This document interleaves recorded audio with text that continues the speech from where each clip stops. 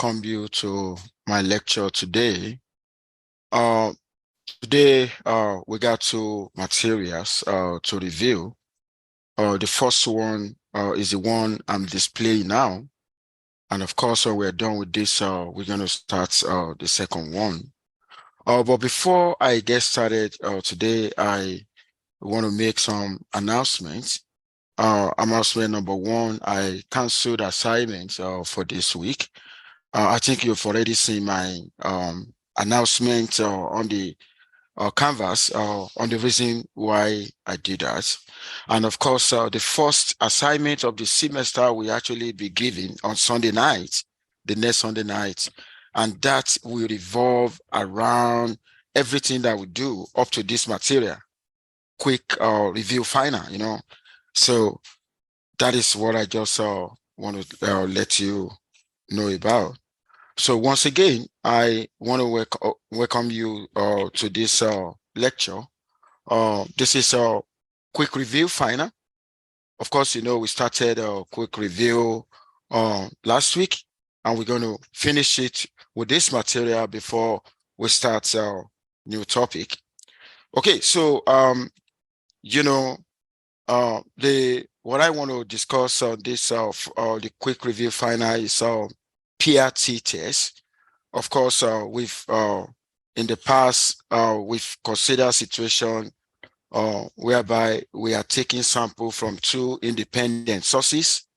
When we are taking sample from two independent sources, of course, we basically we can apply the approach that we actually work on before.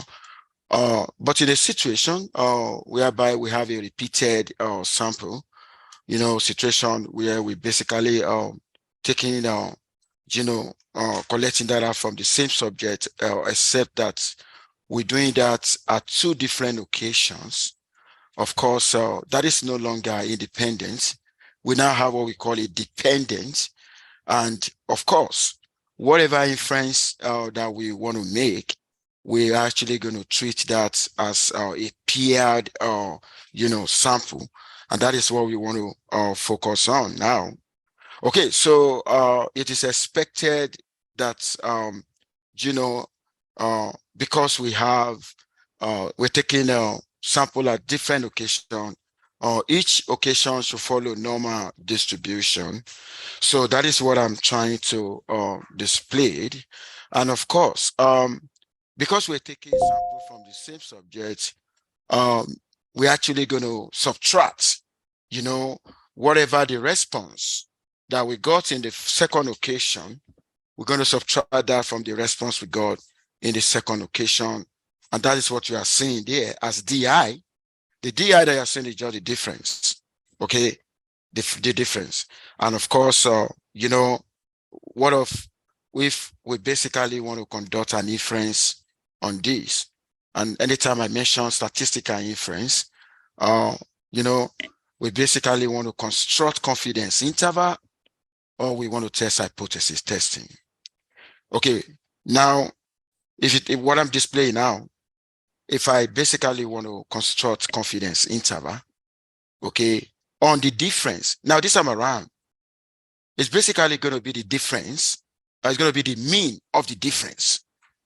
Because don't forget, if I have 10 subjects, if I have 10 individuals, and they were visited in two different occasions, of course, what I'm just going to do on the same individual, I'm actually going to subtract, right, the two responses that we got in different occasions. And if I do that across 10 individuals, how many differences am I going to have? I'm going to have 10, right? When I have 10 differences, the next thing I'm actually going to do is to find the mean. And that is the reason why we call that mean of the difference. This is different from the one we did the other time. The one we did the other time was difference of means. This is for the independent one. Independent one, look at that. That is being pluralized, right? Means. But here, you got a single mean except that is the mean of the difference. There's a difference between the two. Okay. Now, the mean of the difference, we actually denote that the point that as this. That is what we call the mean, like mean of the difference. And this very mean of the difference is more or less like, I collected data. I have, I collected our data, okay, from subject 1, 2, 3, and so on.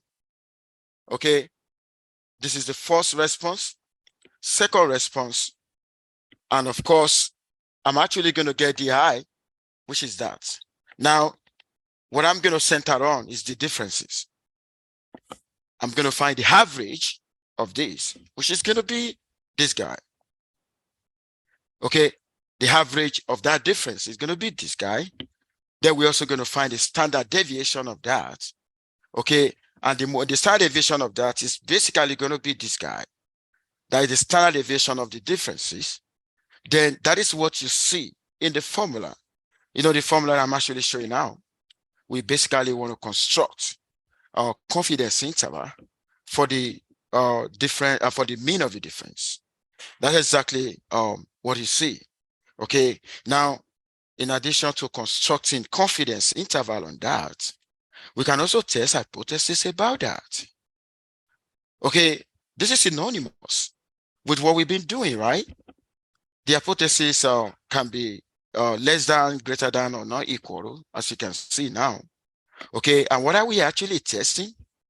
If you take a look at this guy here, okay, that is the mean of the difference. We got this one from the sample. Okay, but the one we're actually looking for? We're actually looking for this guy. That is the population one. Okay, and if I want to test hypothesis, my hypothesis will be based on this guy. I told you the other time. Your hypothesis will actually center around the population parameter. But when you are conducting when you are constructing inference, of course your inference will be based on the sample one. And that was why you are seeing this. Look at that. X bar D. Did you see that? So I wanted to take notes of that. Now, that is that now. Now, if we now want, like I said, you're conducting a hypothesis, right? About this, the mean of the difference. Of course, some of you may ask, where does the zero come from, right? The zero is going to be an hypothesized value. The values under the non-hypothesis, that is zero. Does that make sense? Okay. Okay. Now, how do we now determine our p-value? Of course, just like what I told you before, the p-value, we have to put into consideration the nature of the alternative before we can determine the p-value. Okay, when the alternative is less than, that is the how to get the p-value using how. When it is greater than, that is how to do that. When it is not equal, that is how to do that. Now, I just walk you through the framework now on how to conduct statistical inference on, when you're working with a pair dependent samples. Now, I want to go into an example now. Okay, a study tested whether wearing, wetsuit influences swimming velocity. Okay, 12 competitive swimmers, and triathletes swam 1,500 meters at maximum speed twice each. Look at that, twice each. The same person do that, twice. Okay, which means that will give us opportunity to collect data at 2 different locations from the same individual. Okay, so once wearing a wetsuit and once wearing a regular, bathing suit. So this time around, we're using the same individual, okay, at 2 occasions. Okay, now the order of the trials was randomized. Of course, then the statistical, that's actually give more statistical power when we apply what I call the principle of randomization. Okay, each time the maximum velocity in meter per second of the swimmer was recorded, and data are presented, so that is the data that you see now. Okay, we have the from swimmer number 1 to swimmer number 12, and at 2 different locations, we collected data from the swimmer. You can see the first data, number 1, swimmer number 1, the maximum velocity, with his wetsuit was 1.57. The same swimmer with no wetsuit is 1.49. That makes it a dependent sample. Okay, so here we're not going to apply independent sample. We're going to apply dependent.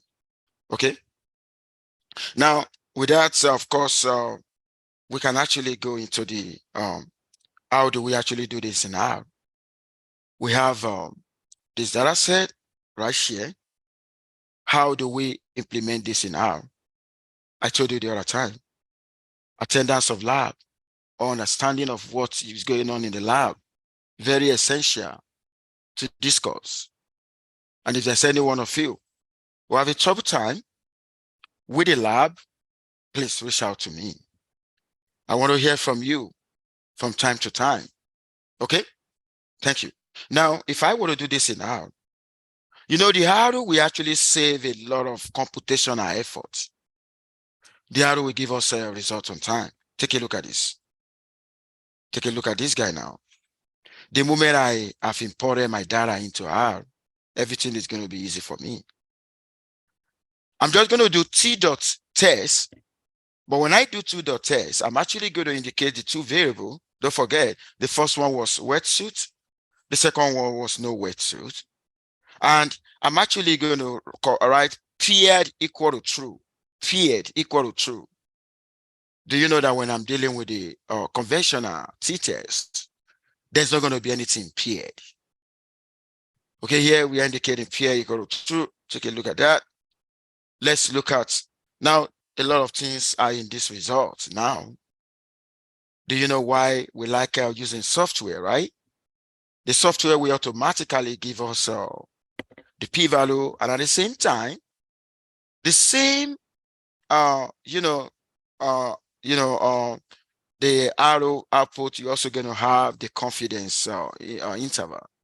Now let's look at the p-value. The p-value here is 8.885 times 10 raised to the power minus 8. That will be 0.00000 something. Of course, if you are testing hypothesis, this p-value is very, very small, right?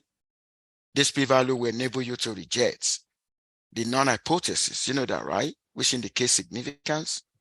If I were to talk about the confidence interval, I'm basically going to look at the lower endpoint and the upper endpoint. The lower endpoint here is 0.6365244. The upper endpoint is 0.9134756. As you can see, that is what we're actually looking for. We have another way to to do this in R. Okay, there's another way to do this in R. If you 4 of us want to subtract, okay, the 2 variables, the wetsuit minus no wetsuit, you call that difference, right? And you basically you conduct a conventional t-test. You don't need to show any pair here in my code. The moment you get your difference, all you're just going to do is just to do t.test into that difference. Then you're also going to get the same result, just like the other one. But let me tell you this. What if in a situation where you decide to go with independence instead of use a dependent test? You use independent tests. The fact remains that we find ourselves in a world where we basically need information. Information translates into knowledge.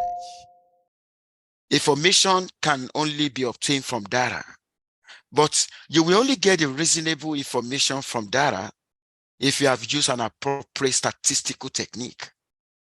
Now here, most of the time, sometimes, don't let me say most of the time, it will look as if our models are failing us.